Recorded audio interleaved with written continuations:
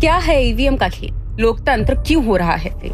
आपको याद होगा, भाजपा के एक बड़े लीडर ने कहा था, ईवीएम मतलब एवरी वोट फॉर मोदी।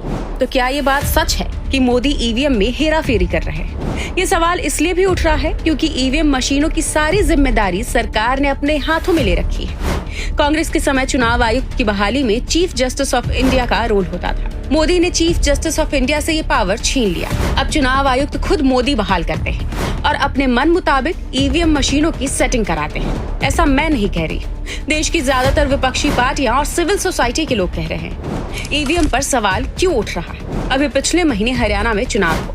वहाँ एक अजीबोगरीब घटना सामने आई। देखा गया कि जिन ईवीएम मशीनों की बैटरी 70% तक चार्ज थी, वहाँ रिजल्ट सही आ रहा था, लेकिन जिन मशीनों की बैटरी 99% तक चार्ज थी, उससे सिर्फ भाजपा का वोट निकल रहा था और उन्हीं वोटों ने कांग्रेस को हरा दिया। सवाल पैदा होता है कि ईवीएम जो दिन भर काम में लगी हो और कई दिन स्ट्रॉन्ग रूम में रखी हो, वो 99% तक चार्ज कैसे हो सकती है और उनसे भाजपा के ही वोट कैसे निकल सकते हैं? कांग्रेस ये मामला लेकर चुनाव आयोग गई। चुनाव आयोग ने जांच पड़ताल किए बिना ही भाजपा को क्लीन चिट दे दी। मोदी का बहाल किया हुआ चुनाव आयुक्त कहने लगा, ईवीएम में हेराफेरी नहीं हो सकती। अब 99% बैटरी चार्ज का मामला महाराष्ट्र चुनाव में भी उठ खड़ा हुआ है। महाराष्ट्र के अनुशक्ति नगर विधानसभा में 17 राउंड तक इंडिया गठबंधन का उम्मीदवार जीत रहा था।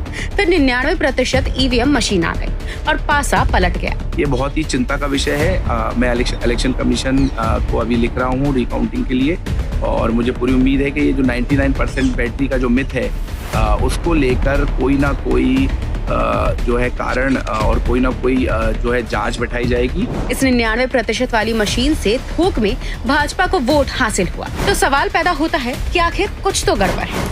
मोदी ने खेला ईवीएम का खेल, लोकतंत्र हुआ फेल।